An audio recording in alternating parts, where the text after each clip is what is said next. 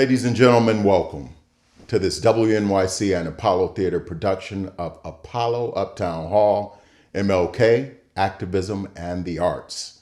I'm Terrence McKnight, classical music host on WNYC's sister station WQXR, and your master of ceremonies for today's program. We open with internationally renowned civil rights leader, founder, and president of the National Action Network, Reverend Al Sharpton. As a civil rights advocate, I'm glad to be standing here as part of a program that's co-produced by the world-famous Apollo Theater. And I want you to know, I'm not confused about how I got here. I'm not here because I have a TV show on MSNBC. That's not what paved my way here. I'm here because other advocates paved the way for me. I benefited from their fights for justice and from their investments in me. One of those was the Honorable Percy Sutton.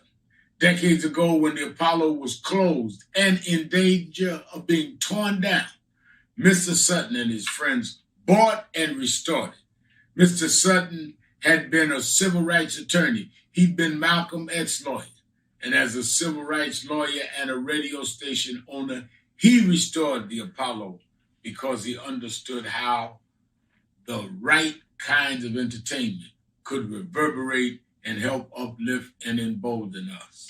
He made the connection between activism and the arts, just like this event, MLK Arts and Activism is doing. I'm glad to be a part of a program honoring one of my heroes, the Reverend Dr. Martin Luther King Jr.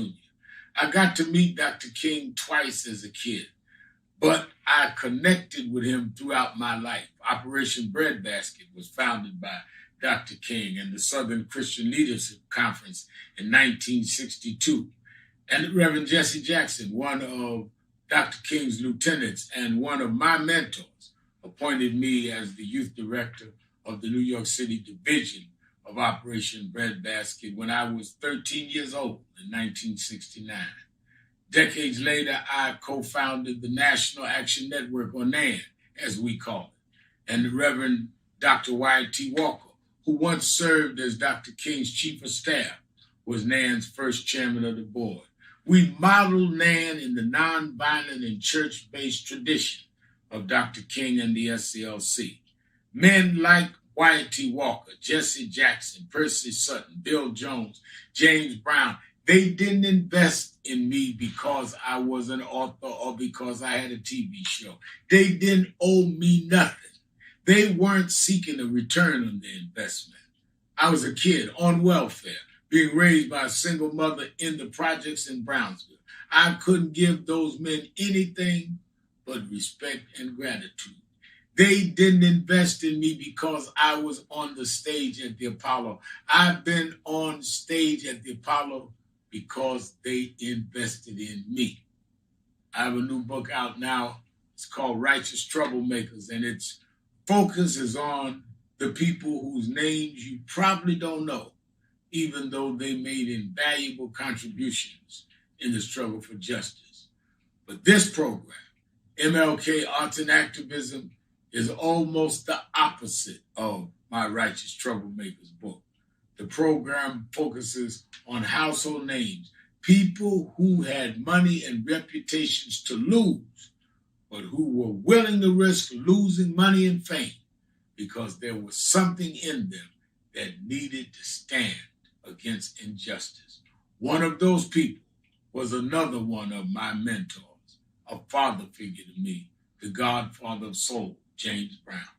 Mr. Brown made money at the Apollo performing songs like Cold Sweater, Please, Please, Please. And he will always be remembered for using his fame to hope and help our consciousness come open with songs like Say It Loud, I'm Black and I'm Proud. Michael Jackson was discovered on the Apollo stage, and much of the world will remember Michael for his Thriller and Bad albums. But I remember Michael engaging me and others to do Black advocacy work. We traveled with him during the Victory Tour at the height of his career. I remember his songs like They Don't Really Care About Us and Heal the World. That's what I remember. So I ask artists today, what do you want to be remembered for? I preached both Michael Jackson and James Brown's funerals, and I didn't have a hard time coming up with things to say because they did things. We all are going to have a funeral. What do you want somebody to be able to say about you? I wish more artists understood that careers are fleeting. Nobody is on top of the charts forever. 20 years from now, when your six-packs beer, your six-packs belly, it turns to a beer belly, and when nobody wants to see you twerk, then what? I'm not saying don't look good. I'm not even saying don't be sexy. And I'm a reverend. James Brown sang hot pants and get up, I feel like being a sex machine. But he also sang soul power. And I don't want nobody to give me nothing. Open up the door, I can get it myself. Wasn't nobody sexier than Marvin Gaye. Let's get it on. You sure love the ball. Sexual healing. But he also did What's Going On. Marvin sang about police brutality and fought his own record label to do it. Think about that. If we did that over 50 years ago in 1971 without TikTok and social media, then you can do it in 2022. Don't get me wrong. There's always a risk in advocacy. It's always easier to do what's popular, and it's usually more lucrative. But when you stand for right things, your community won't forget you. They'll forget what number your song ranked on the Billboard chart, but they won't forget what you did. Martin Luther King attacked and vilified by the media in his final years. But when he was killed, tens of thousands of people stood on his funeral route. Michael Jackson and James Brown died years after either one of them had a big hit record. But their deaths made front page news around the world and in Harlem. People didn't just say, oh yeah, those guys used to sing such and such song back in the day. No, when those men died, people stood online outside the Apollo for hours, in the freezing cold for Mr. Brown, and in the pouring rain for Michael Jackson, line going around the corner for blocks, not to see them in concert, but for the chance to say thank you. Yes, that was partly because we loved their music, but it was mostly because we knew they loved us.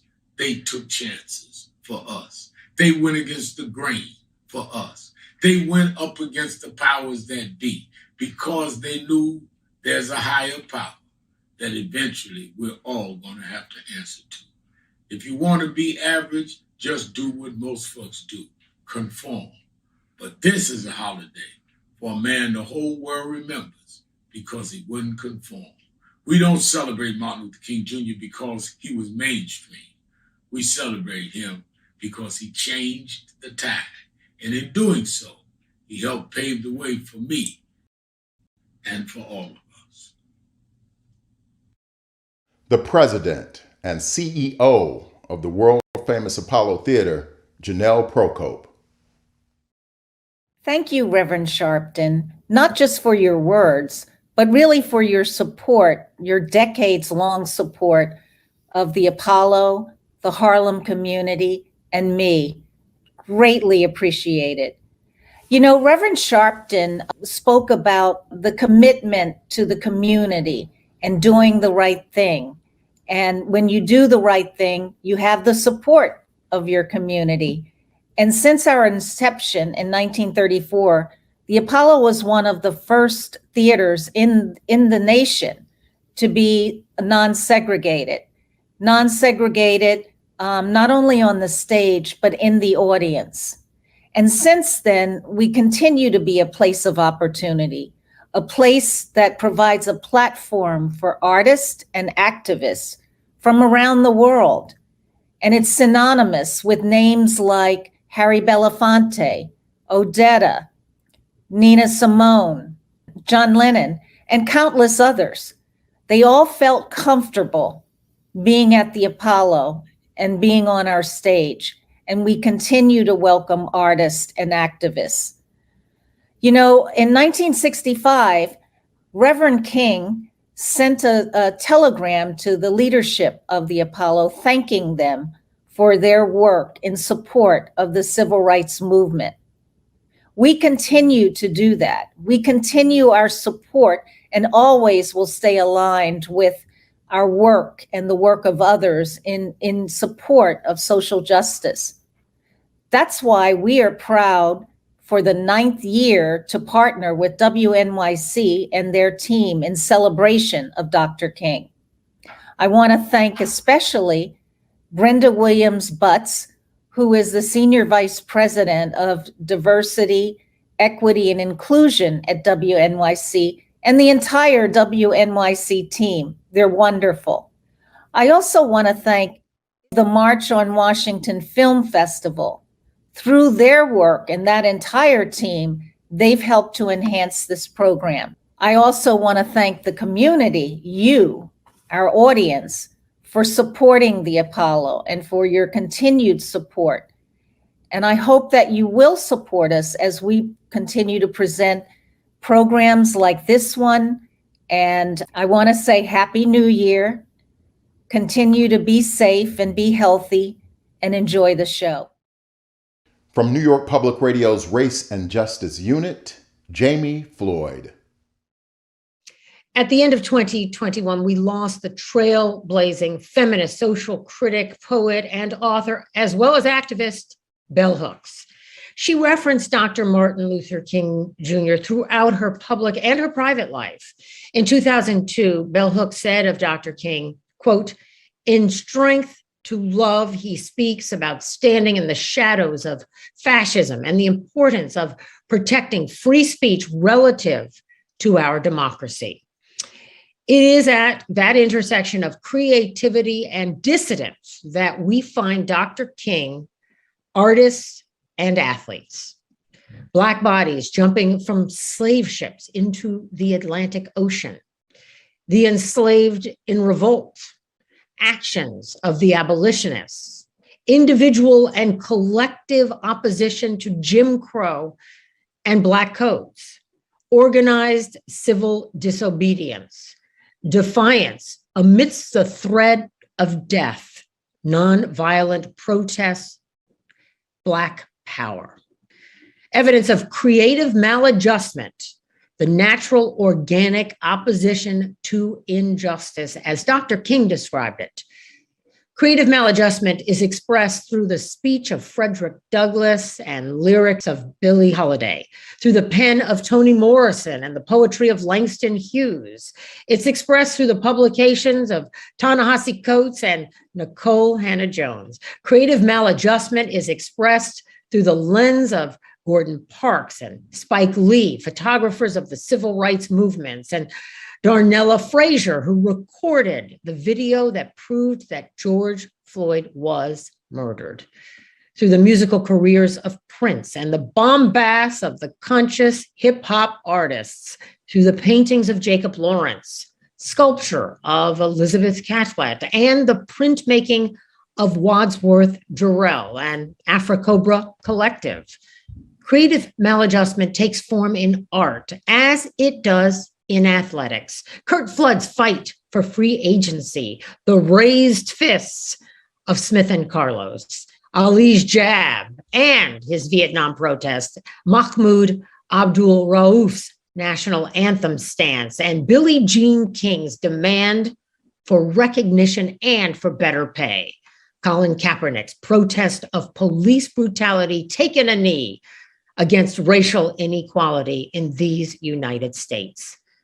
In September of 1967, roughly 55 years ago, Dr. King insisted that, quote, "There are some things in our society, some things in our world to which we should never be adjusted." Our 2022 celebration of the Reverend Dr. Martin Luther King Jr. is centered on the call for creative maladjustment. We begin with a reflection on Dr. King and the arts with host and managing editor of The Takeaway, Melissa Harris Perry. She's joined by the Honorable Andrew Young. Young served as mayor of Atlanta, a member of Congress from Georgia, and U.S. ambassador to the United States. But long before these official political roles and titles, Andrew Young was executive director of the Southern Christian Leadership Conference and a close confidant of Dr. Martin Luther King Jr. Ambassador, I want to begin with the most personal, and then we can sort of expand out. Help yourself. But when you think about your experience with Dr. King, maybe less the notion of Dr. King as the movement activist leader, but more as the person. I've heard you at times talk about him joking and clowning and the ways that he engaged the people that he worked with. Can you reflect on Dr. King a bit for us? The Royal Peacock on Auburn Avenue was where most of the blues and rock and roll and the old music, what they used to call the Chitlin Circuit. And so he'd have to pass there. And so he got along with everybody, and everybody knew who he was. And so it was easy for him. He could drop on in any Black community in America, and carry on a conversation and be comfortable with all the folk that were hanging out, because he hung out on the streets. Now, everybody knew he was the preacher's son, and they treated him that way with great respect. And it was as though even growing up, he was somebody special, because his father was not only the pastor of one of the largest churches, but his grandfather had been the pastor of the same church. So he had a generational priority on Auburn Avenue. Auburn Avenue was also, in his time, where all of the soldiers that were in the South from all over the country. We had Fort Benning, 80 miles to the south, Fort Gillem, Fort McPherson. There were about 6 Army bases within 2 hours of Atlanta. And so on the weekends, Auburn Avenue until early Sunday morning belonged to the nightclubs and the soldiers. And then it was almost as when the sun came up, then that was God's territory and the churches took over. So he lived a full life with all kinds of wonderful people. And he loved them. He respected them. They knew who he was. And so anywhere we went in the country, when you'd get on the main Black street in the community, he was at home. I love hearing these reflections. There are obviously so many images of Dr. King, but I will say my favorite photograph of him is of him in Chicago during the Chicago campaign, playing pool on the South Side. And there is something about seeing him in that relaxed atmosphere, seeing his humanity, his manhood, as you've described it, that all-American Black boyhood, now manhood, even in the context of all the serious work he was doing. Yeah. Well, but it was the seriousness of the work that came from the people on the streets that he grew up with. Like he used to quote this guy that used to hang outside the barbershop and play a guitar. And he had this song, "Been Down So Long That Down Don't Bother Me." And he'd sing it that way sometimes. And then other times he would sing it, "Been down so long, getting up don't cross my mind." And he quoted from these blues singers off the street in his sermons, and he felt what they were talking about, and he knew that it was his challenge to get them to rise up, and we did.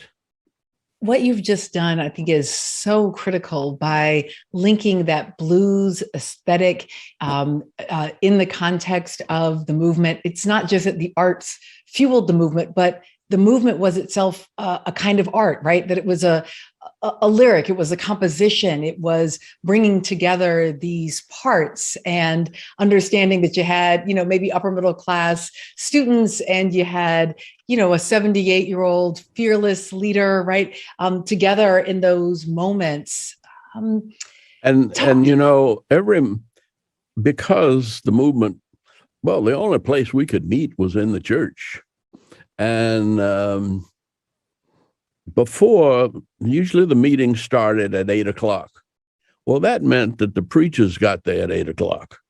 The old folk came straight from work, or 5 or 6 o'clock, and they started moaning and singing these old long meter hymns and spirituals.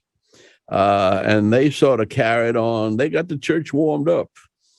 And then around 6:30 or 7, the high school students came in and they started singing freedom songs and clapping their hands, and you had an integration of the generations every night in a church in Birmingham, Alabama, or in Selma, Alabama. Ambassador, as we complete our interview, and thank you for your generosity with your time today, I'm wondering if you can just give us a word. I know many people in this moment, with the COVID pandemic, with the continuing divisions in our country, are feeling hopeless. What would be the lesson from the movement and from Dr. King that you might offer us about how to stay resilient and hopeful, even as we resist the worst impulses of our nation? Well, I think that where we found our strength was in the heritage of our ancestors. That Martin, whenever, I mean, it could be anywhere in a message, he'd say things like, Black men and women in slavery had more faith than people in the Old Testament. They straightened out Jeremiah's question mark into an exclamation point, because they didn't ask, is there a balm in Gilead? They said, there is a balm in Gilead that heals a sin-sick soul. There's a balm in Gilead that makes the wounded whole. So when I get discouraged and think my work's in vain, then comes the Holy Spirit that revives my soul again, because there is a balm in Gilead. And he could start preaching like that, sitting around in a hotel room. And the distance between his spiritual life and the movement was non-existent. The movement came out of his spiritual life. There was something in him that synthesized, like an orchestra conductor, the culture of the Black church, Black folk in the pool halls, people in the farms, and he did it with a rhythm that made you have to pat your feet and make you want to jump up and shout. And it was that affirmation of faith that got us through, as we say, many dangers, toils, and snares. I have already come. It was grace that brought us safe thus far, and grace will lead us home. Joining Melissa Harris Perry is artist, collector, CEO, and founder of Black Art in America, Najee Dorsey. Art is our visual language. Art chronicles and documents our history. It documents our journey. It also plays an active role in mobilizing people, touching them in a spiritual, a visceral way to get them to take action. It's how we see the world. I mean, hopefully, enough people live with art and been exposed to art, and art has tremendous impact on individuals and also our culture. I mean, it's one of the first things when you take a look at it from a historical standpoint that people try to, fight and get rid of the artist, because the artist mix and mingle with all aspects of society. And so artists are considered to be some of the most dangerous in terms of free thinkers and progressives in any community. Part of what I also want to do here is not presume that the movement for racial justice always looks like precisely these kind of high profile movements. So I want to go to Memphis, and I want to go to the work of environmental racism and the work that you've done there. Well, a few years ago, and this is like 20 some years ago, but a few years ago, I created this body of work about Poor People's Campaign, basically a jumping off point where I use children as a way to reflect in terms of how we live in plain sight of a lot of social injustice and environmental racism in our communities. Now, last year, I was watching a documentary from Vice that chronicled the Boxwood community in South Memphis fight against Valero Pipeline. They was looking to run a pipeline through the waterways that was going to impact the Black community and also subsequently take a lot of Black owners' land. And so I ended up taking out a billboard directly across the street from Valero to lend my voice in this particular struggle of the struggle for solidarity with the protesters that was there on the ground in Memphis fighting this fight. Now, within a matter of days, the story got picked up by Forbes magazine. It also got picked up by MLK 50, who's continuing to keep the legacy alive of Dr. King, and also one of the local papers. And shortly within a couple of days, the company announced that they were no longer going to move forward with, this proposed pipeline that they had been fighting for all this time. So I think, that's a small role, that's a small active thing that I was able to take part of that I'm really proud of, because it was timely, it was needed, and it was enough of us small guys basically just fighting a good fight against a major corporation, and it's one of the few instances where I think that we actually won that battle. And I want to be clear for folks, and we'll make sure that folks can see some aspect of this. But when you say I took out a billboard, I feel like there are those who will think, it's a billboard of words that says, don't build the pipeline. But of course, it's art. So describe the piece of it. Yeah. So the piece that I used was ice cream melting, which was a young woman holding a SpongeBob SquarePants ice cream sickle.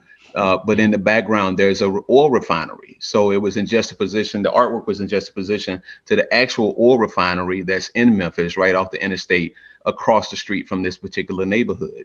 And the billboard was 14 feet by 48 feet. So it was a very large presence for the hundreds of thousands of people that drove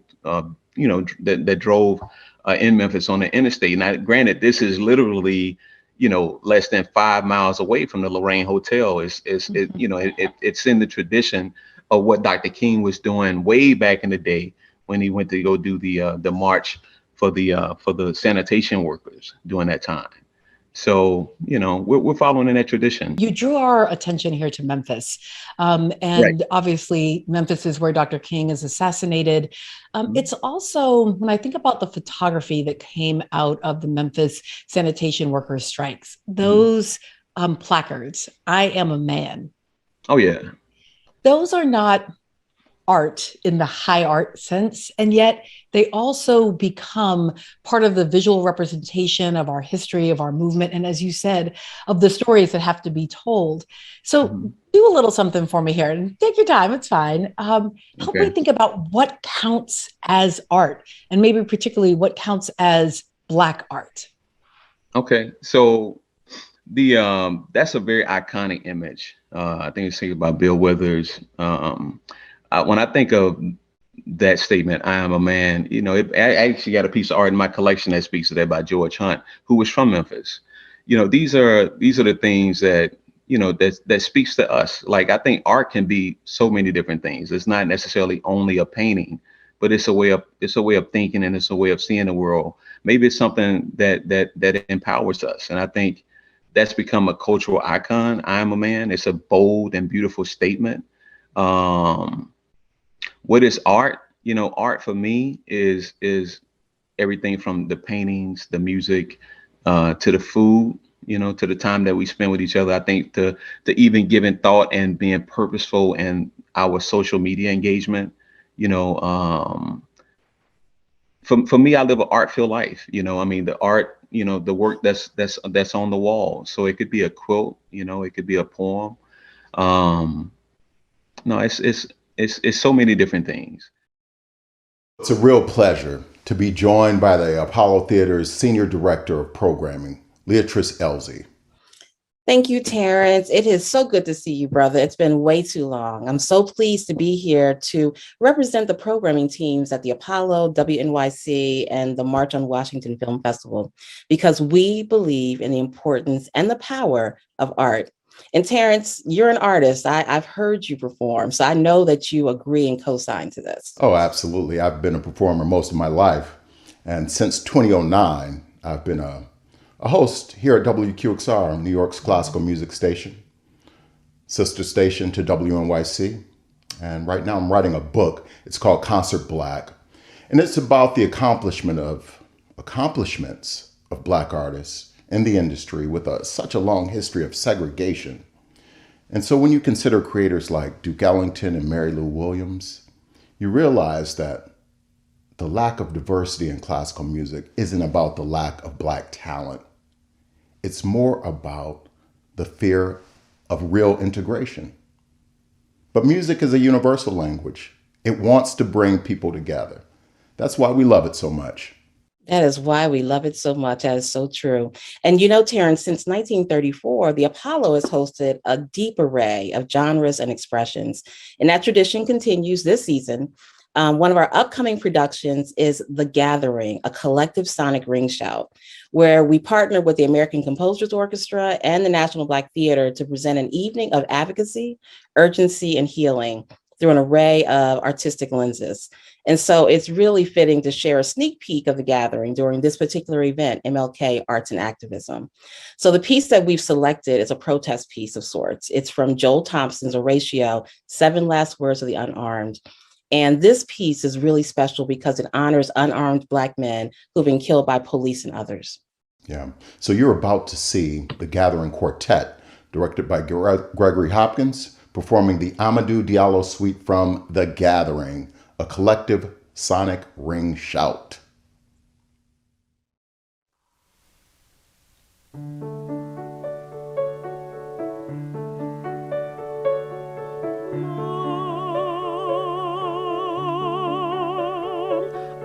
going,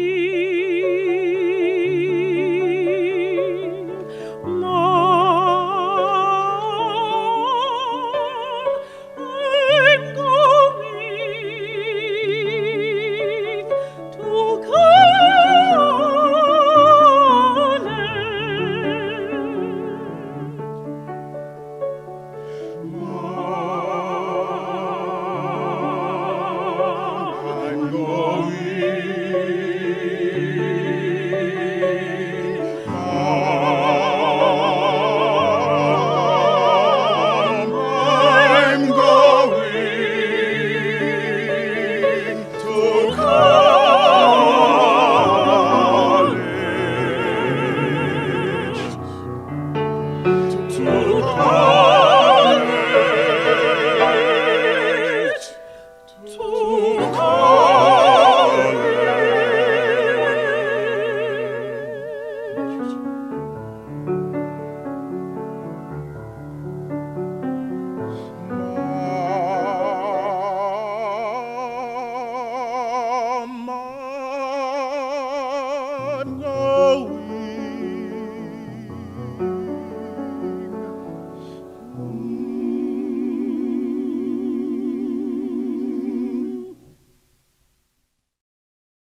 New York Public Radio Senior Vice President, Diversity, Equity, and Inclusion, Brenda Williams-Butts. Thank you, Terrence. It's an honor to be partnering with the Apollo Theater to present WNYC's 16th annual Dr. Martin Luther King Jr. celebration in collaboration with the March on Washington Film Festival. I know we're all eager to continue to hear from today's incredible speakers and performers, so I'll keep my part brief and cut to the chase. 2021 was quite a year. On one hand, we rejoiced in the rollout of the vaccine, which let many of us reconnect with our loved ones and let brilliant artists and creators return, even for a brief time, to the live performance that sustains our collective spirit. On the other, we have watched with dismay as the fabric of our democracy has been worn thinner and thinner through attacks on our nation's capital and the voting rights that are the bedrock of American democracy. And of course, as the year ended, we have been reminded of what we continue to be up against with the arrival of the new variant. As we embark on a new year, it's no exaggeration to say that our nation is at a crossroads. And in the days ahead, we must decide who we want to be as Americans and as citizens of the world community. Every year when this day approaches, I find myself returning to the teachings of Dr. King to find inspiration and grounding. In 1957, he famously said, "Darkness cannot drive out darkness. Only light can do that." These words struck a chord with me this year, especially as I found myself asking, in the face of what can feel like such insurmountable darkness, how do we find our light? Well, we find it in the arts, which lifts us up and brings us back into our better selves. We find it in the tireless work of the organizers and activists who, if you'll forgive the phrase, light a fire under our butts, reminding us to never give up on the dreams that Dr. King articulated and which we all must continue to carry forward today. We also find it in free and fair press, dedicated to shining light on injustice and corruption, empowered by journalists who know that there are not two sides to every story, especially the racist and nativist stories that proliferate too easily today. I am proud to work at WNYC, an organization that brings so much of this light into the world. Throughout the challenges of the past 2 years, we've stayed strong and stayed true to our mission, giving community leaders a platform to speak and share their work, keeping people connected to culture and arts, even when our stages are dark, and lifting up diverse human stories so we can see inside the lives of others and ultimately see one another as more fully human. I want to thank you all for joining us today and for being a part of our community. Darkness cannot drive out darkness. Only light can do that. Dr. Martin Luther King Jr. The host and managing editor of WNYC's The United States of Anxiety, Kai Wright, and president of Color of Change, Rashad Robinson. We know the huge role some of the Hollywood stars of the past, Black Hollywood, Harry Belafonte, Sidney Poitier, played in the civil rights movement. Talk about that a little bit, like what role those people played in the civil rights movement and who's playing that role now. Yeah, when I think about Harry Belafonte, Ossie Davis, and Ruby Dee and Sidney Poitier, I oftentimes think about the deep respect they had with building up infrastructure, the role that they had directly with the activists on the ground, the folks who were leading organizations, building up and recognizing their role in the ecosystem of being able to help advance, empower change by supporting folks like Dr. King, supporting SNCC, supporting the organizations that financial translating, the presence and the visibility of these moments into the actual power that was needed.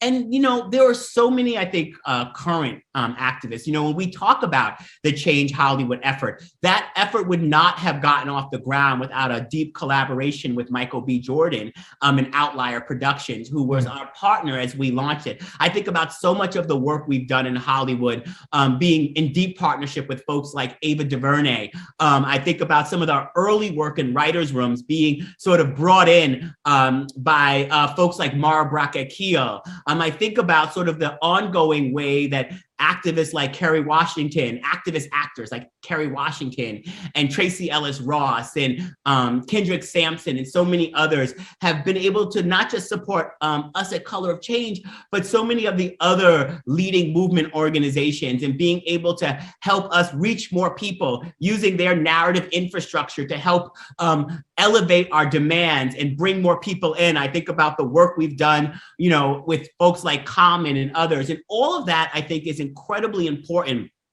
to sort of recognizing the deep role that sort of cultural advocates have in helping people see the world and seeing what needs to be done, and the role that activists have in helping to build the strategies and the advocacy and the efforts to power that type of change. It's funny because I think the popular conversation, I don't know, for some people, the popular conversation is like, oh, we don't have the kind of activism amongst Black celebrities and Black leaders that we used to have.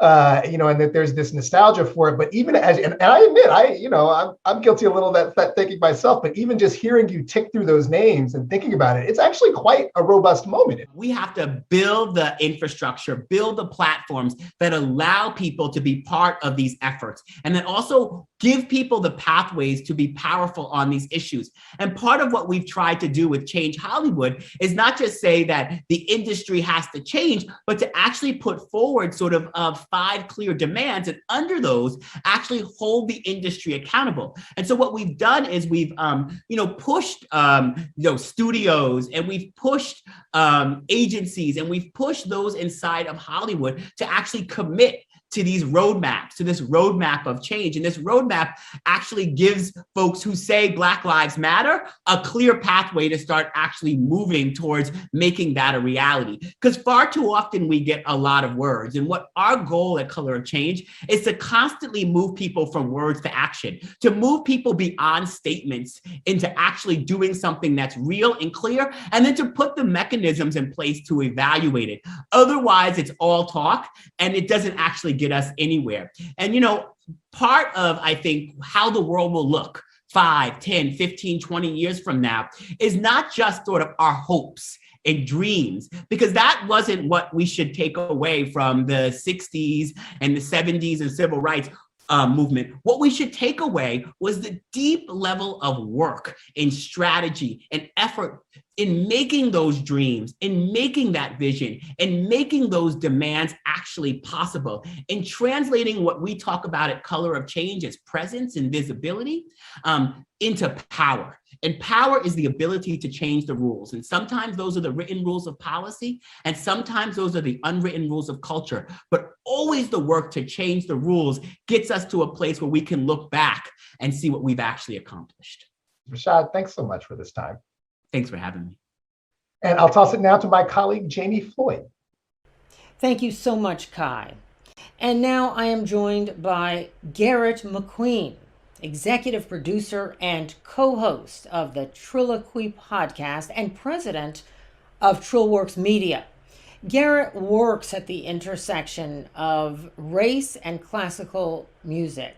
He's an equity consultant, a guest speaker, a curator, and a presenter at the intersection of classical music and race, and serves on the board of the American Composers Forum as the Equity Committee Chair. He maintains leadership advisory positions with the Black Opera Alliance, the Gateway Music Festival, and the Lakes Area Music Festival. We're so pleased to have Garrett McQueen with us today. Garrett, thank you so much for being here. How has classical music intersected with activism? Because that's surprising for a lot of folks. Yeah, the intersection of Black activism and classical music is a very long history filled with the names of far more people that I could share with you here today, but I'll offer a few examples of what this has looked like over the past couple centuries and how it all remains relevant today. So first and foremost, I have to acknowledge that activism among classical musicians predates Black Lives Matter, it predates the Civil Rights Movement, and even America as a country. Way back around the year of 1729, there was a man born on a slave ship headed from the African continent to England. His name was Ignatius Sancho. Now, Ignatius would grow up to be one of the leading figures in the abolitionist movement over in England and was even the very first Black person to vote in a British election back in 1774. So in addition to being that sort of activist and even an author, Ignatius Sancho was a composer of a vast number of compositions for string orchestra. Now, these pieces weren't regularly performed for many, many, many years, but today there are ensembles all around the world that use his music as a means of remembering the slave trade as a global scourge, not just one that impacted the United States. It's a dark part of our human history that was overcome through the work of all sorts of people, musicians included. Now, if you fast forward about 100 years or so, you can find another Black Briton whose work lived at the intersection of classical music and activism. He was a man named Samuel Coleridge Taylor. He only lived to be 37 years old, but he managed to get a lot done in his relatively short life. First and foremost, Samuel Coleridge Taylor was a broadly respected composer in his own right. He had a number of pieces that really hit big back in the late 19th and early 20th centuries. One of those works was called Hiawatha's Wedding Feast. That work was such a big hit that it led him to an American tour so that he could learn more about the diaspora, and that fed into his beliefs when it comes to Black people and Black civil rights. In the year of 1900, he was the youngest participant at the first Pan-African Conference, and then in 1904, He was received by President Roosevelt at the White House, which, as everyone can imagine, was pretty revolutionary in itself for a black man back in those days. Today, his music continues to be performed and celebrated, and in my opinion, his music serves as one of the greatest artifacts that we have when it comes to exploring the intersectional history of Pan-African thought and Western classical music. Now, of course, it wasn't just the men who were doing the good work over history. In 1913, a woman named Margaret Bonds was born. Her father was an activist and her mother was a musician, so she grew up thinking about those ideas in tandem. Her most famous work is a tune that many folks know called He's Got the Whole World in His Hands, but a work that lots of folks are returning to by Bonds these days is her 1964 Montgomery Variations. This work was written in honor of Martin Luther King Jr. and the tireless work done by black folks down in Alabama fighting for civil rights and specifically voting rights. She also has a Christmas oratorio called The Ballad of the Brown King, which is also beginning to get more and more play in concert settings. Now, I would be remiss if I didn't mention Margaret Bonds' teacher, the folks she learned music from. As an aside, I was really lucky to get to study with someone black in the early years of my development, and so was Margaret Bonds. It proved very impactful.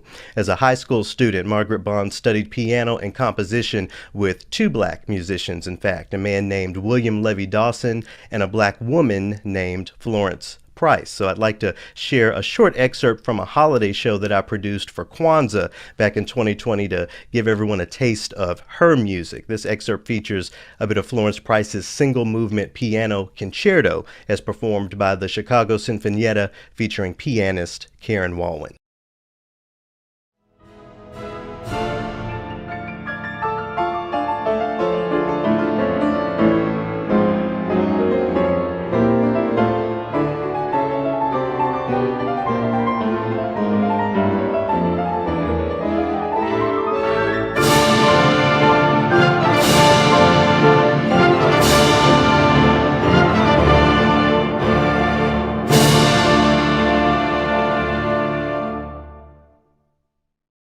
Very beautiful, Garrett McQueen. Let me ask you how the continued legacy of racial justice and activism in classical music is being engaged today, if it is. Yeah, it's very important to understand that the work of fighting for black rights through Western classical music has never died, thankfully. So, and there are many ensembles, institutions, and even more individuals who are continuing this fight. So I'll name a few here. The first group I have to name is the Gateways Festival Orchestra. The Gateways Music Festival was founded back in 1993 in Winston-Salem, North Carolina by Arminta Hummings Dumasani. The inaugural concert actually included a violin concerto featuring Louis Farrakhan on solo violin, something that a lot of folks don't know. Well, Arminta later took the organization to Rochester, New York in 1995 when she became an associate professor at the Eastman School of Music, and the group has been going strong up in Rochester ever since. In addition to the Gateways Music Festival, I have to mention the incredible work that's been happening in the world of opera, including the Metropolitan Opera's premiere of Fire Shut Up in My Bones, which marked their very first staging of an opera by a black composer last year. I had the great pleasure of flying to New York and seeing it myself. Now, on the activist side of opera, I'm really proud to be a leadership council member of the Black Opera Alliance, which works to get more black voices, more black perspectives, and even more black compositions on opera stages across the country, just so that things like that isn't a one-off, but something that becomes really normalized in the field. You have other organizations similar to the Black Opera Alliance that have remained active, including the International Society for Black Musicians, whose mission is to cultivate an international community of black musicians through education, performance, collaboration, and the advancement of their work, and to facilitate the unlearning of centered whiteness in the scholarship of music, specifically classical music. Additionally, institutions like the American Composers Forum and New York's own American Composers Orchestra have shifted in recent years toward racial equity. So it's really exciting, and there's a lot going on. Let me ask you how people can help to continue the momentum of achieving racial equity in the world of classical music. Yeah, that's a really big question. But what I see as the greatest means of continuing the momentum is acknowledging the Negro spiritual as America's first classical music.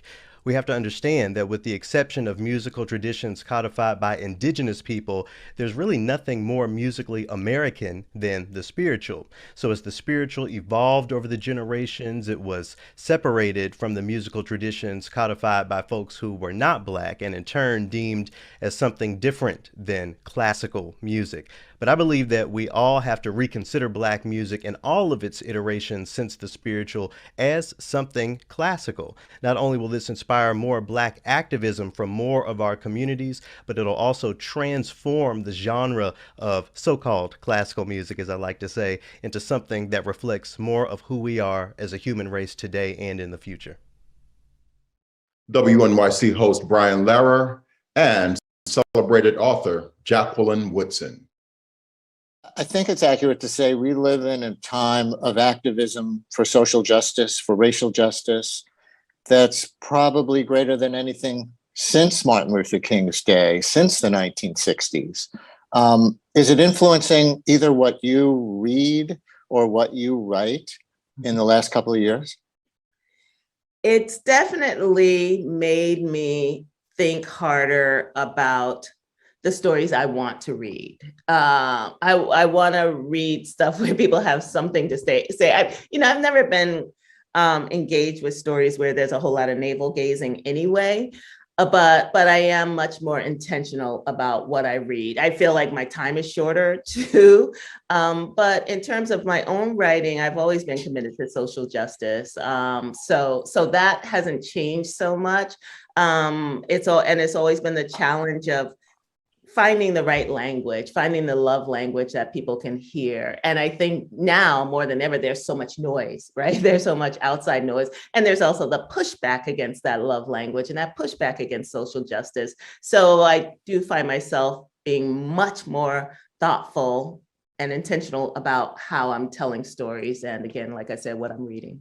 Jacqueline, one of the things going on these days, as I'm sure you know, might be called a war on writing, with attempts to censor the 1619 Project, what some people call critical race theory, even if they misinterpret entirely and sometimes willfully what it is. I wonder if you are feeling that as a writer, even with either with respect to your own work or just as you look out at the world.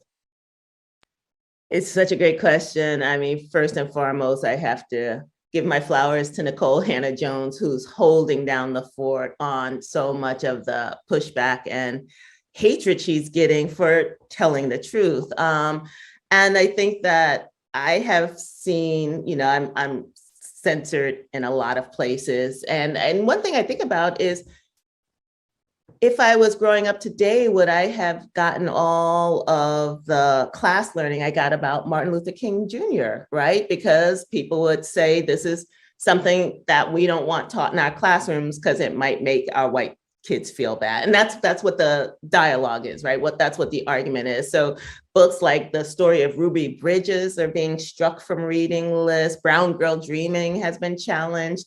Your book. Yeah, my book, Brown Girl, a couple of my books, but that one was surprising to me in that it's about American history, and people are pushing back against American history told from the points of view of the non-white bodies that lived it. So it's exhausting. I mean, but the work has always been exhausting. And I think the only thing I can say is we have to keep speaking up. We have to keep reading those books. We have to keep demanding them in our classrooms. We have to get on the school boards because people on school boards are getting threatened. Their lives are getting threatened for bringing a book like The Story of Ruby Bridges into the classroom. It's bananas, but it makes perfect sense, because when this kind of change is happening, people get very fearful. And we see in this that words and books are very powerful. And for me as a writer, I just want the books to get into the hands of the young people who need them, so that they have the tools for understanding the context of the world they're living in now. So it's heartbreaking and it's exhausting, and it's exciting because it's about we know where the struggle is, we know where the fight is, and we know the work that we need to do to make this country better. Joining WNYC's host of all of it, Allison Stewart, is stage and film actress Trezana Beverly and artistic director of the National Black Theater, Jonathan McCrory. Trezana, I'm going to start with you. How is theater uniquely positioned to address issues of civil rights? Because theater is social. Theater is a social window to the world. And everything that theater does is social. And theater also reflects the politics of the era that it lives in, the generation that lives in that era. I would just uplift that theater is an essential aspect to that gathering catalytic momentum when we actually talk about social justice and we actually talk about social change. And when we think about even in our current frame of the George Floyd moment and when the civic unrest happened, theater was happening in not necessarily buildings, but on the streets.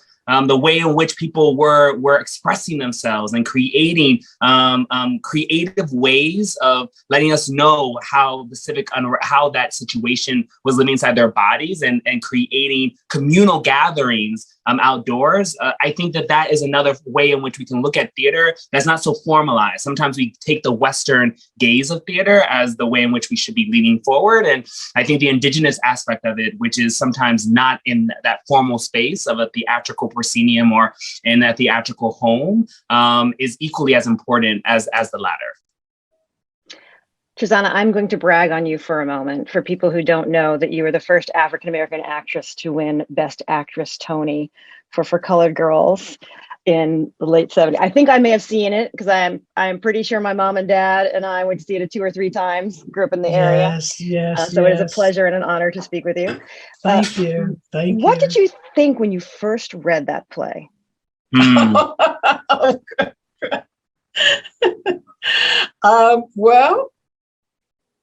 I loved it. Colored Girls gave a voice to African-American women who found themselves in emotionally abusive relationships. I cannot tell you the women, the Black women who would wait for us at the stage door. Sometimes they would follow us down the street, or you would see a sister sort of hovering back in the shadows, and they would come up and they would say, "Thank you," or "Can I talk to you?" You follow. When we started doing it down at the New Federal Theater with Woody King, we had sisters that were falling out in the aisles. It was like church. It was a very, very transitional play, both in its structure. It broke the fourth wall. It was on Broadway with Equus. Chorus Line came after. Those 3 productions, Equus, Colored Girls, and Chorus Line, broke the fourth wall, which led to narrative theater. The set was very, very simple. And it ushered in narrative theater on Broadway. And as I said, it really strengthened the self-esteem of African-American women to speak up and not settle for abusive relationships. As I said, theater holds that mirror up to the universe. And Colored Girls was a very pivotal and transitional theater piece for American theater. Jonathan, when you think about the playwrights and the creatives of the 60s and the 70s, is there any one that particularly stands out for you, or do you have any that have been really inspirational for you? I mean, in the current frame, I mean, there have been actually a lot, but the one that pops to the front of my mind at this current moment is Amiri Baraka, and it's actually not necessarily his play, but his writing, A Call for Revolutionary Theater, which for me was an igniting force. It helped me to curate another series that I did in 2020 called Call for Revolutionary Theater 2020, where it brought a bunch of Black theater professionals, practitioners to actually talk about and inspired by Mary Baraka's essay, which really leaned into the promise and to the premise of what does it mean in the midst of, in his time and at the precipice of what would become the Black arts movement, another pandemic. He was in the midst of a pandemic in 1968, the assassination of MLK, all these things that were happening. One could say there was a mirroring effect that was happening in 2020. And so then what does that call, that lean in of that call mean for the current Black artists? How do we ignite some of the beautiful legacy torchbearers? I mean, Trezana brought up Lori Carlos, who is now who has transitioned and was a fierce advocate for ritualistic theater, helped to frame that space for ritualistic theater. So when we start to think about how, as an emerging, and I still consider myself an emerging practitioner inside of this field, when I think about the torches that I have to hold up and light up, and that are part of my pathology and part of my practice, I think of someone like a Mary Brock, I think of someone like a Lori Carlos, and I think of also someone like a Paul Carter Harrison. All legacy bearers, all torch bearers who really help to shape and frame the aesthetics that I get to now play in, and create the foundation for me to be able to do the work that I do today. Trezana, did you want to add to that? Yes, I'm thinking of the work that Woody King Jr. has done with the New Federal Theater. You know, most of the Black actors that you are seeing on screen now passed through the New Federal Theater. Denzel Washington, Felicia Rashad, the list goes on. And the work of the Negro Ensemble, the National Actors Theater, the theater that Sidney Poitier came out of. And those actors were very political in their perspective and mindset. You had Anna Lucasta, which was the first play on Broadway from that theater company, Ozzie Davis and Ruby Dee. They were political activists. You know, they branched out to have a theater that would speak to African-American men and women who wanted to become professional actors, and they went on to become great actors. You know, political theater / activist theater, I have thought within the framework of Black theater can't be anything other than theater that is created by activists, people who have a sense of the world and how it can change and how we can hold a mirror up to our world. So Jonathan, we experienced the work, The Gathering, earlier that you co-created. Tell us a little bit about the significance. We have curated a beautiful evening with 3 existing orchestral pieces paired with 3 also commissioned works by contemporary artists to do a call and response, which is in the tradition of the ring shout, and allowing that call and response to take us on a journey to hopefully give us a space to feel liberated and free, and also allow for us to have a conversation with our grief, and also allow for us to gather together collectively in a massive way. And I'm really excited to have artists like Toshi Regan, to have artists like Jason Michael Webb, to have artists like Joel Thompson, like Courtney's with her orchestral piece Spectrum. There's just a beautiful array of sound, of technique, and of us going into a little bit of an indigenous pattern to actually take us to a step forward. So it'll happen on May 7th. And looking forward to it. Something we've been really excited about working on for the past 2 years.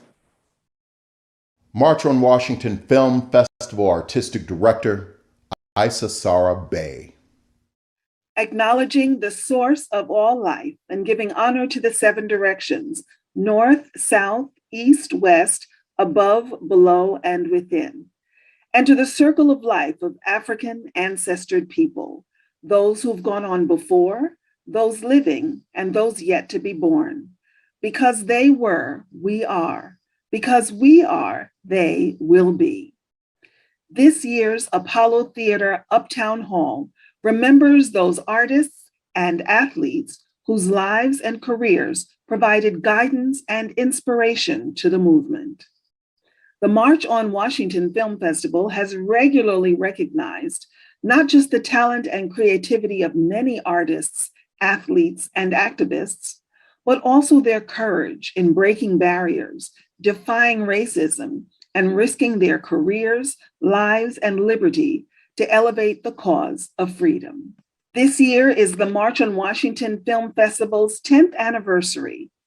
Over the past decade, we have corrected the mistold stories and unearthed the untold stories of the famous icons and unknown foot soldiers of the movement. The festival has grown to an international platform connecting past strategies and tactics to the present day for a global audience. We have celebrated in words and music Fannie Lou Hamer's 1964 run for Congress that challenged and temporarily halted the swearing in of the all-white, all-male Mississippi congressional delegation.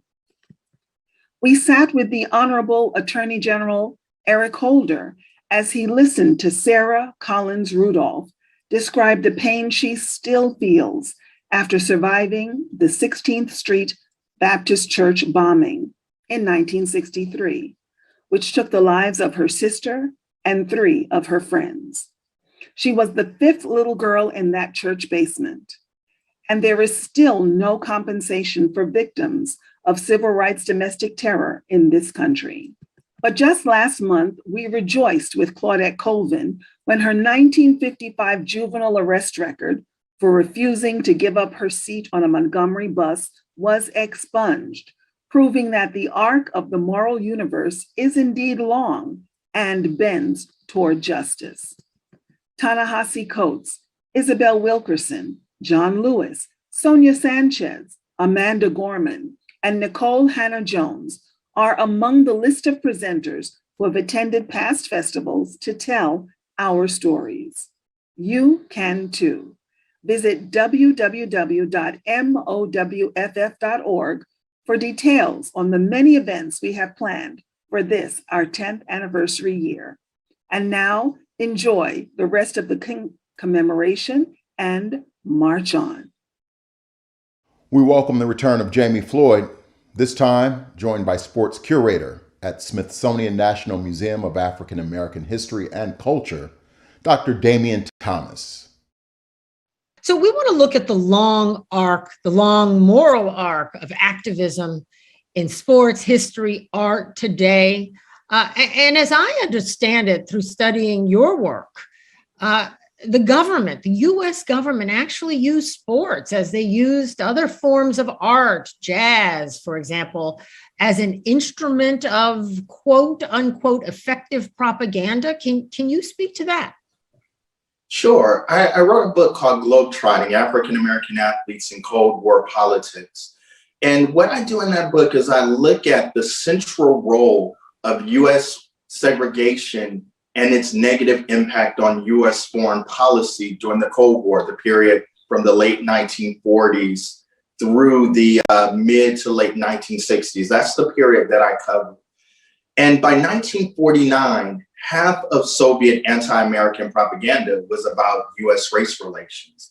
And they were saying to nations in Asia, in the Middle East, and Africa, why would you want to align with the United States when they treat their people of color so poorly?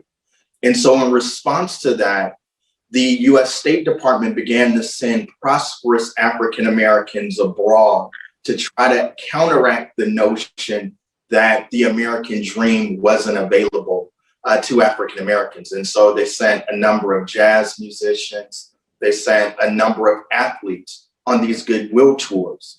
And what was interesting about it was a number of the athletes did not know that they were going on State Department sponsored tours, because the State Department would often partner with different sports organizations to send these tours abroad.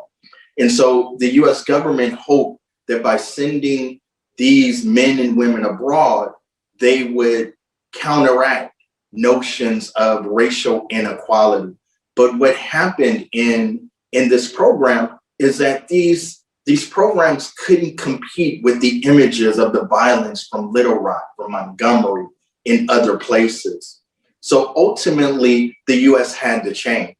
And one of the forgotten stories of the civil rights movement was how influential that international pressure because of the Cold War was, which led to reform in the US. Certainly there were people who wanted to do the right thing, but it was also the cost of racial segregation and racial oppression to US foreign policy that helped fuel change in America.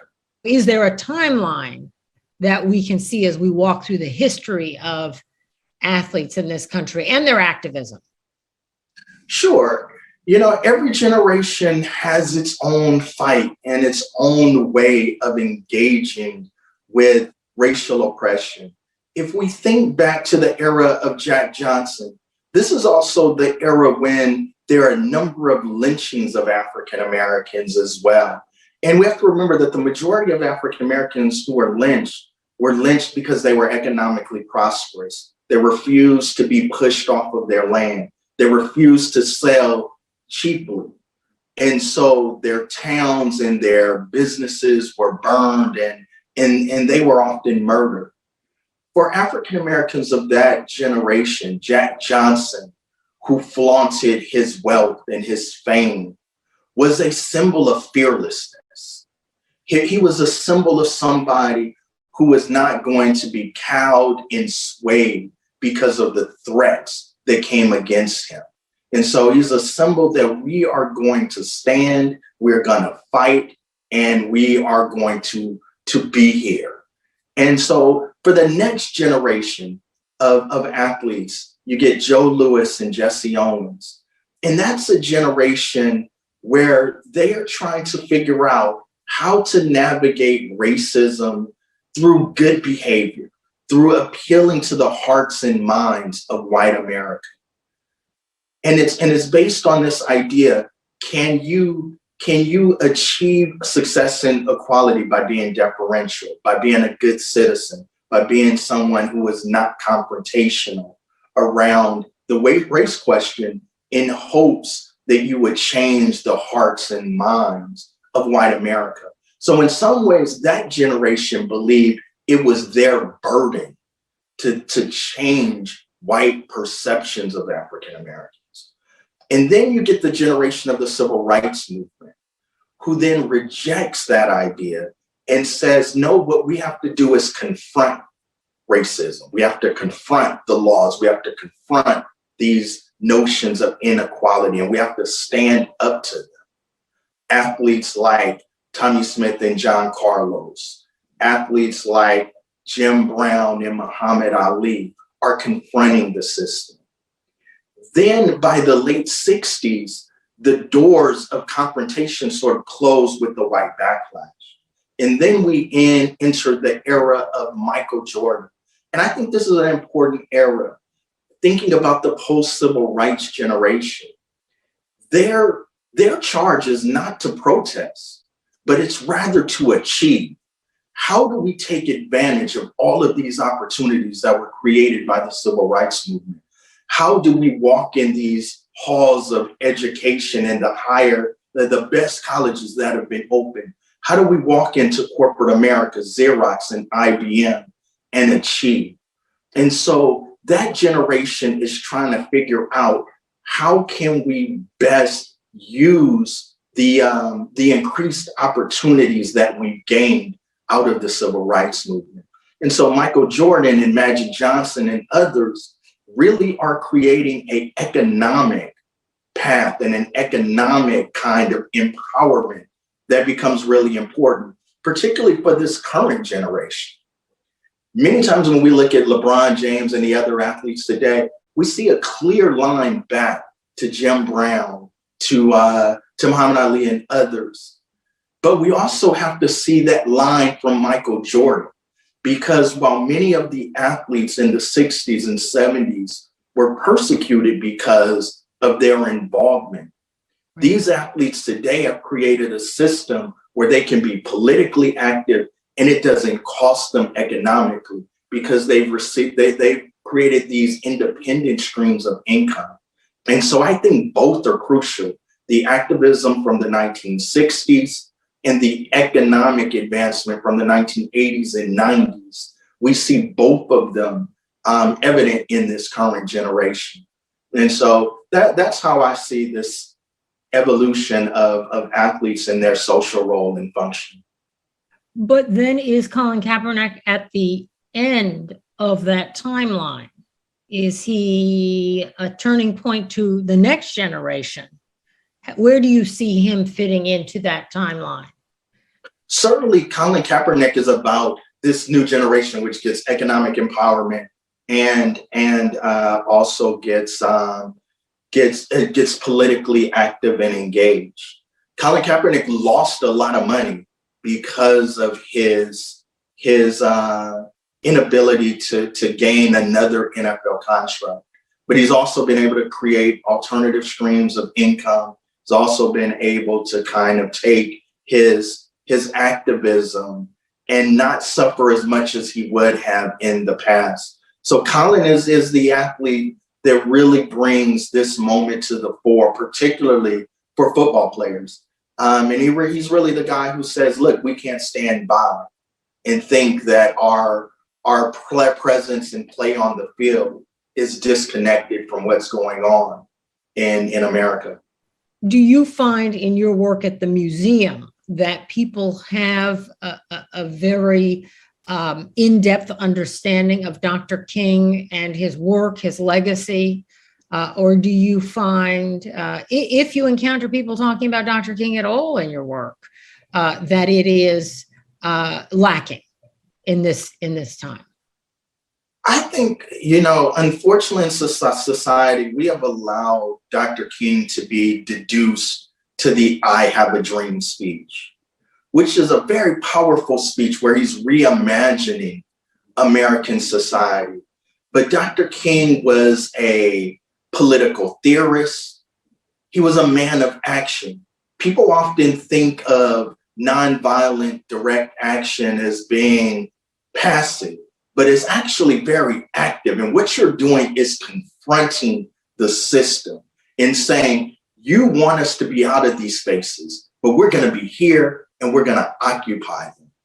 One of the other things that we often forget is, much like today with Black Lives Matter, one of the key sort of things about Black Lives Matter is how they use social media, which is a new medium.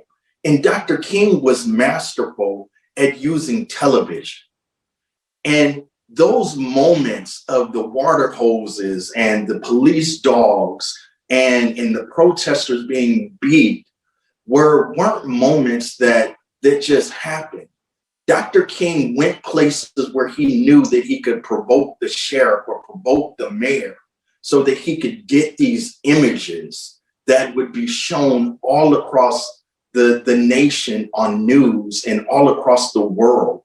And so it was a tactical decision. So he's an incredible tactician, a man of immense bravery that sometimes gets forgotten. One of my favorite stories of Dr. King was when he was leading the Montgomery bus boycott. He was 26 years old. He was an outsider. And the reason they asked him to lead it was not because they necessarily thought he was the best leader. It was because they didn't want to suffer the repercussions of the other leaders in the city of leading this effort and what it would cost. So they said, we'll have the young guy lead this. And so his wife is pregnant. He's leading this effort. And he was trying to figure out what to do. I'm finishing my PhD. I got a pregnant wife. They had tried to bomb his house. And he was thinking about giving up and leaving the movement and going back up to Boston, finish his schooling.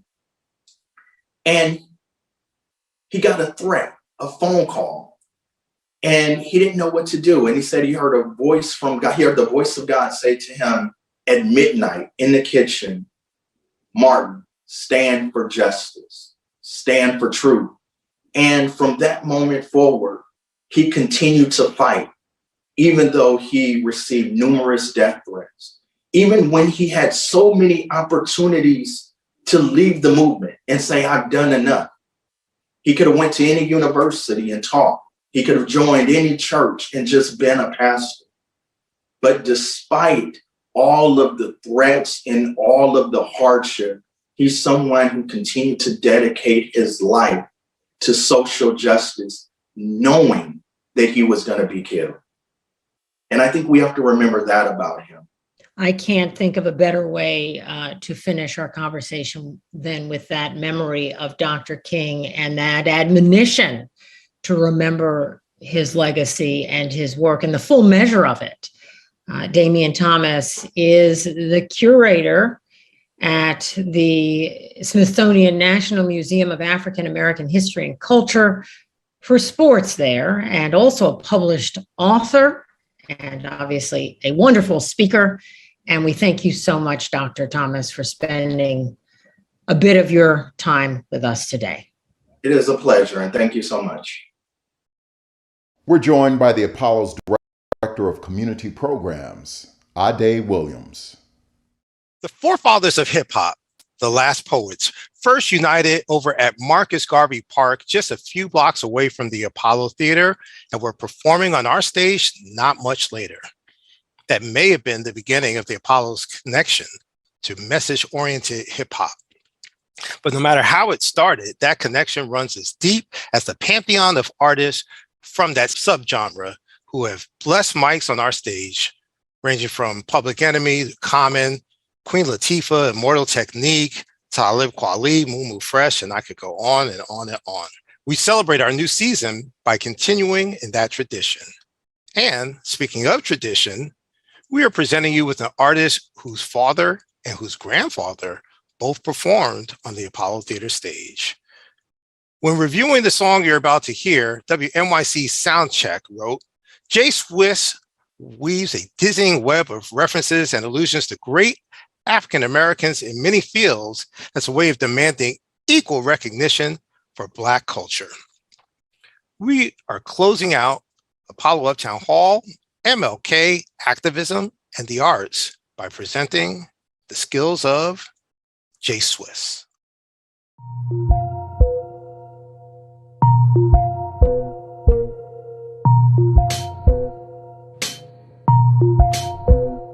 No back door, I'm trying to get it from the front. Respect for my people, we should have had it from the jump. Loving the culture, we always give you what you want. Honor the history, we ain't waiting for a month. No back door, I'm trying to get it from the front. Respect for my people, we should have had it from the jump. Loving the culture, we always give you what you want. Honor the history, we ain't waiting for a month. Temperature rising, think it's about time. Name an element, melanin couldn't outshine. We see the video for the body is outlined. The trauma is real, no time to appeal. Couldn't care less by how you feel. You don't see it, then you never will. When you know you under fire, you could never chill. Would sound like violence, the taking of a building or a body. Murder for vacation, it's like killing is a hobby. I'm just trying to have a normal day. It's exhausting, but I'm proud of my people and I feel it so often. Caught between ropes, I ain't talking about boxing, but we fighting like a bunch of Jack Johnsons. Ali in his prime with the rhymes, I'm too pretty. Little Tupac in his prime, don't push me. Latifah, Jamie Foxx, do a little of everything. Welcome to the cookout and we playing Frankie Beverly. I'm about my biz like it's Greenwood Tulsa in 1920. Or Madam C.J. Walker with products across the country. You see the figures no longer hidden, I'm Captain Johnson. We master rocket science like it's nothing. No back door, I'm trying to get it from the front. Respect for my people, we should have had it from the jump. Loving the culture, we always give you what you want. Honor the history, we ain't waiting for a month. No back door, I'm trying to get it from the front. Respect for my people, we should have had it from the jump. Loving the culture, we always give you what you want. Honor the history, we ain't waiting for a month. Touch hearts like Daniel Hale Williams, with words like Morrison Hurston, my pen working. Fly as Tuskegee. the airmen, not the experiment, but know there's always been a healthy fear of this.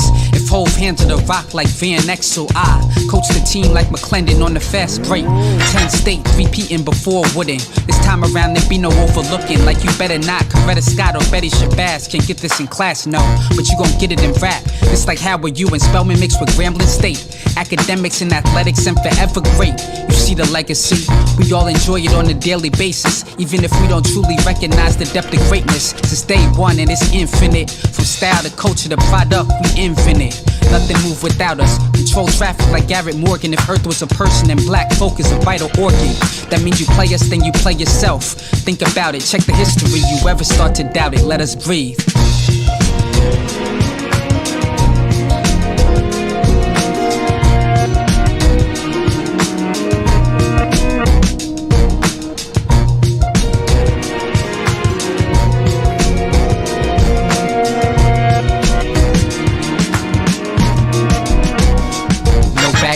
Trying to get it from the front. Respect for my people, we should have had it from the jump.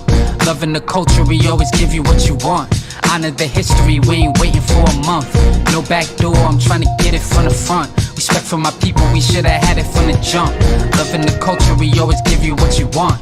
Honor the history, we ain't waiting for a month.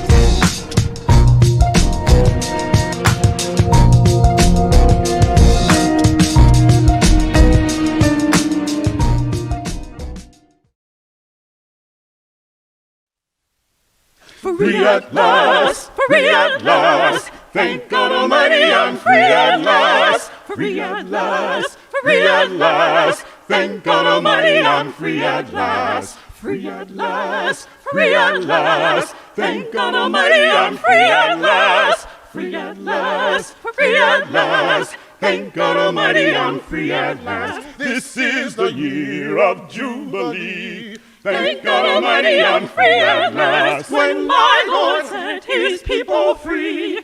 Thank God Almighty, I'm free at last. Free at last, free at last. Thank God Almighty, I'm free at last. Free at last, free at last. Thank God Almighty, I'm free at last. I prayed all night, I prayed all day. Thank God Almighty, I'm free at last. Till my Lord, he showed me the way. Thank God Almighty, I'm free at last. Free at last, free at last. Thank God Almighty, I'm free at last. Free at last, free at last. Thank God Almighty, I'm free at last. Thank God Almighty, thank God Almighty, I'm free at last. Oh, freedom is coming. Freedom is coming. Freedom is coming. Oh, yes, I know. Freedom is coming. Freedom is coming. Freedom is coming. Oh, yes, I know. Oh, yes, I know. Oh, yes, I know. Oh, yes, I know. Oh, yes, I know. Oh, yes, I know. Oh, yes, I know. Oh, yes, I know. Oh, yes, I know. Freedom is coming. Freedom is coming.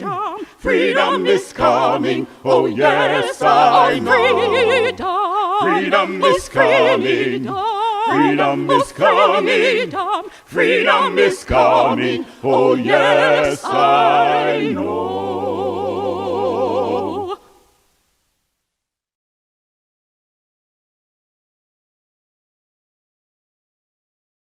Center of Culture, Creativity, Art, and Activism is the soul of American culture.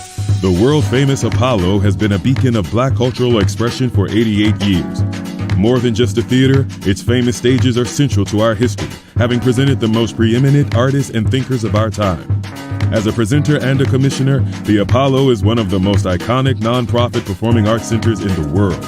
The past, present, and future of Black excellence is the Apollo, and your support will make you part of its enduring legacy.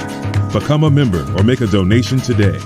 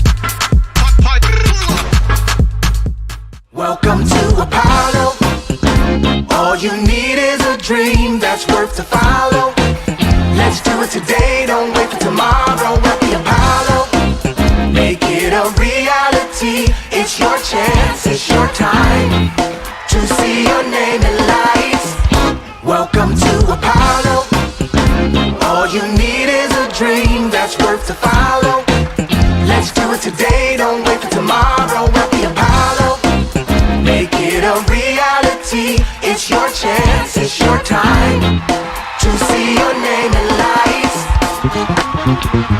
We out.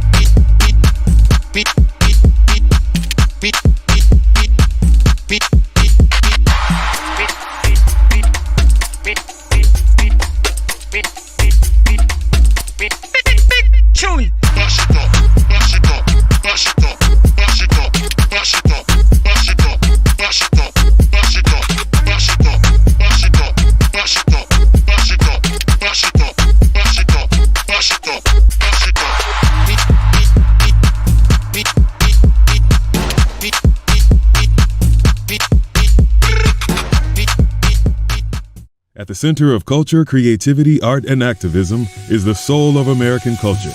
The world-famous Apollo has been a beacon of Black cultural expression for 88 years. More than just a theater, its famous stages are central to our history, having presented the most preeminent artists and thinkers of our time. As a presenter and a commissioner, the Apollo is one of the most iconic nonprofit performing arts centers in the world. The past, present, and future of Black excellence is the Apollo, and your support will make you part of its enduring legacy. Become a member or make a donation today.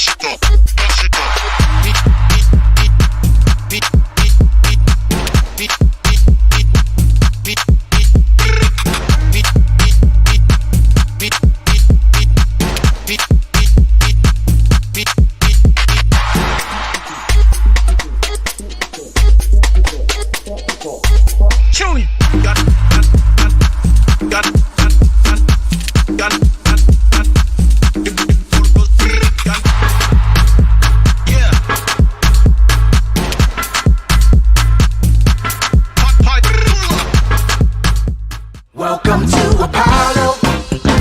All you need is a dream that's worth to follow.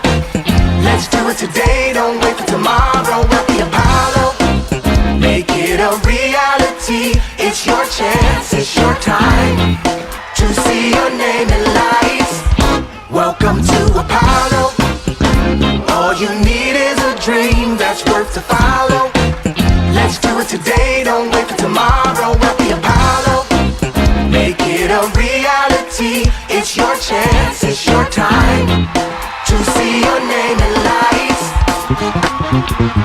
We out.